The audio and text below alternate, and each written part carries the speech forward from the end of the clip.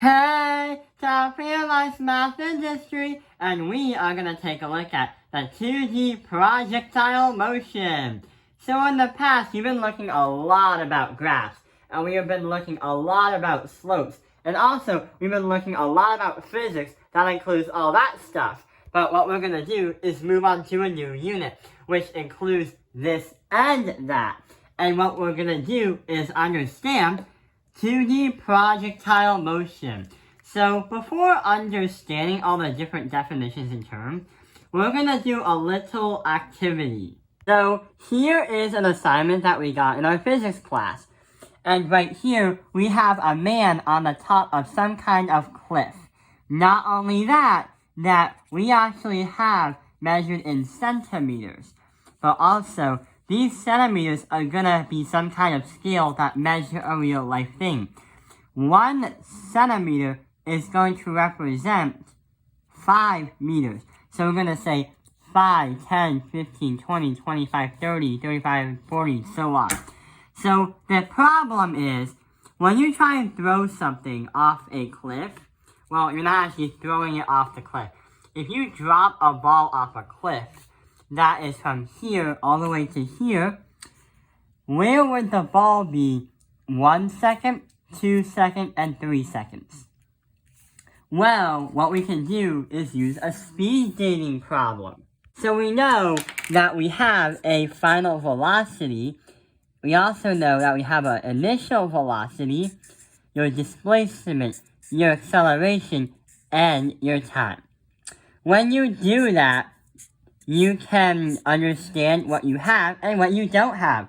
So we know that the initial velocity is going to represent 0, because you're literally dropping something off a cliff.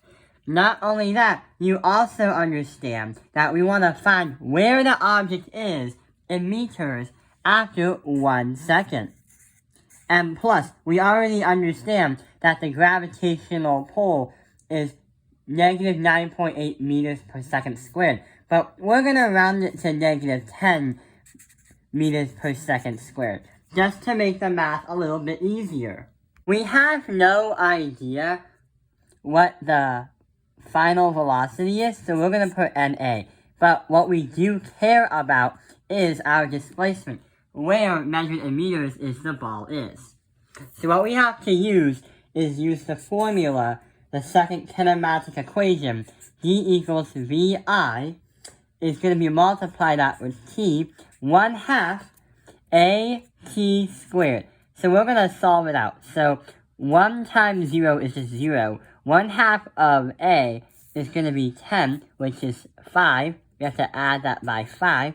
And T squared is going to represent 1. But the problem is, instead of having a positive 5, we have a negative 5, and we multiply them. So negative 5 times 1 is, our displacement is going to represent 5 meters. Well, I should say negative 5 meters, because you're technically falling off some kind of cliff, and the start is there, so you would have a negative distance when you fall. If I did the same problem again and again, if I said instead of 1 second to 2 seconds, then it's not going to appear as negative 10 meters. The reason why is when an object is falling, it's going to accelerate until it suddenly hits the ground. So if you solve this problem again and use the speed dating thing, you will not get negative 10 meters. You will get something else. You will get negative 20 meters. 3 seconds is negative 45 meters.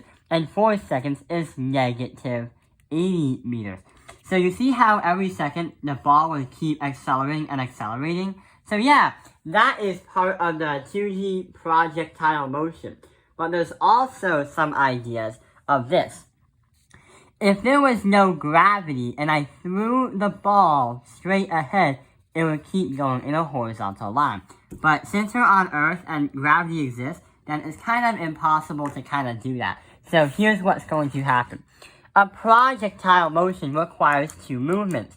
One that's going down, but also one that's going horizontal. That's why you'll see a path that looks like this.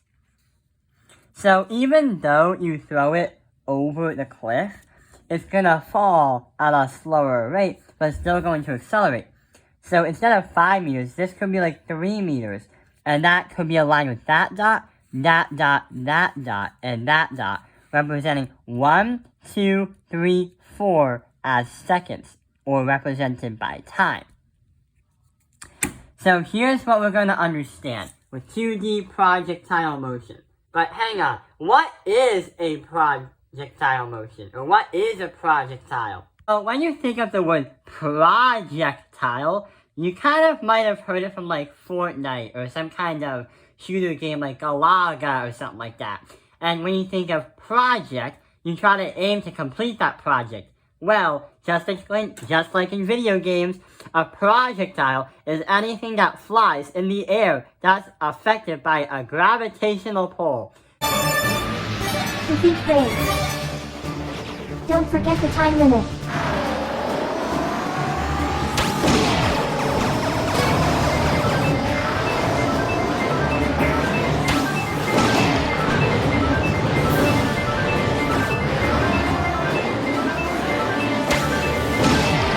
So yes, you will have a missile, but eventually that missile is going to fall to the ground.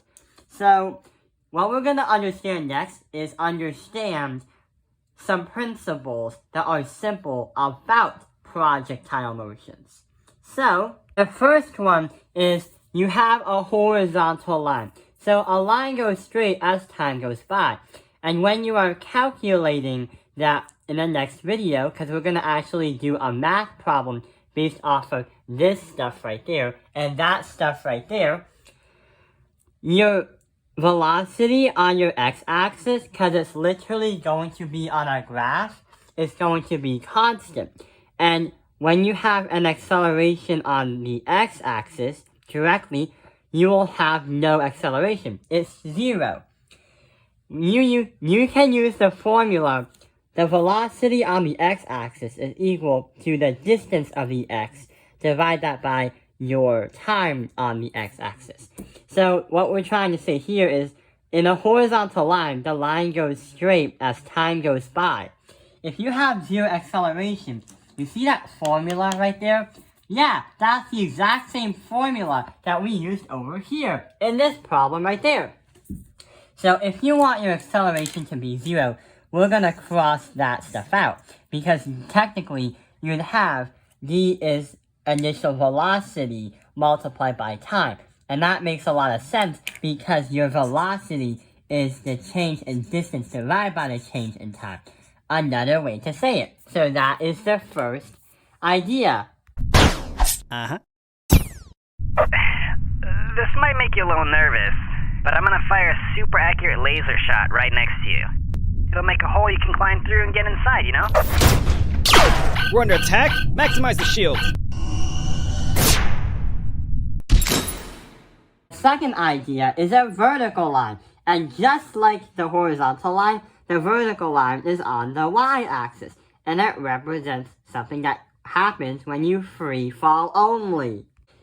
If you take a look at the picture over here, we used a ball and dropped it and realized that the gravitational pull was negative 9.8 meters per second squared.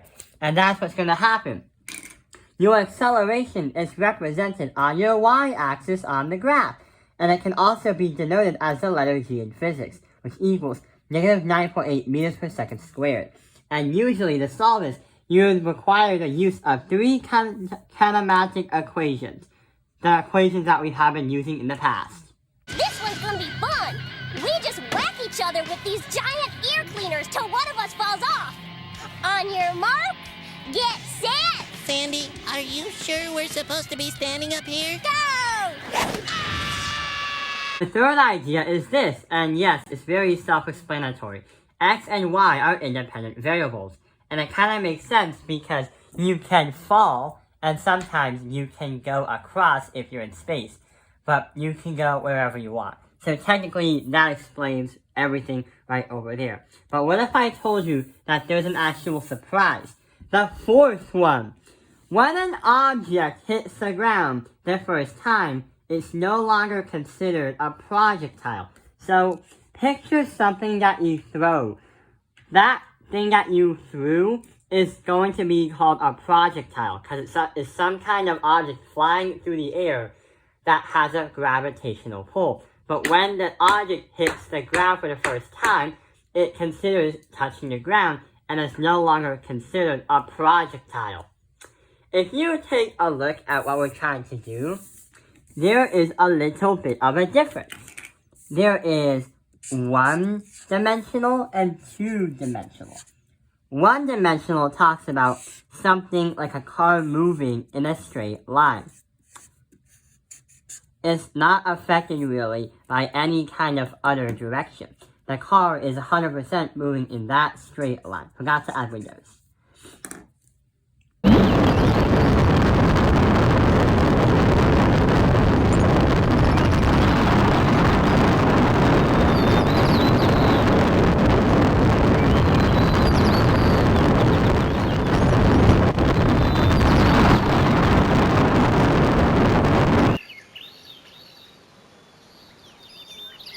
The second dimension, or the two-dimensional, let's say is put on a hill.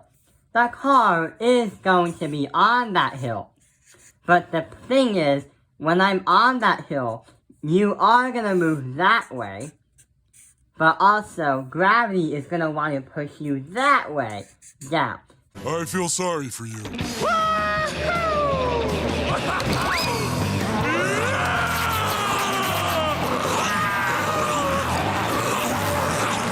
So that's why we have two-dimensional projectile motion. Because not only that, the ball that you threw over the thing, or threw over the cliff, yes, it's going to fall, but it's going to go in the horizontal axis. It's going to follow it. So therefore, that's how we study 2D projectile motion. And that is explained to video. I hope this video has helped you understand 2D projectile motion. Thank you for watching Top Fingerline's Math Industry. Like and subscribe!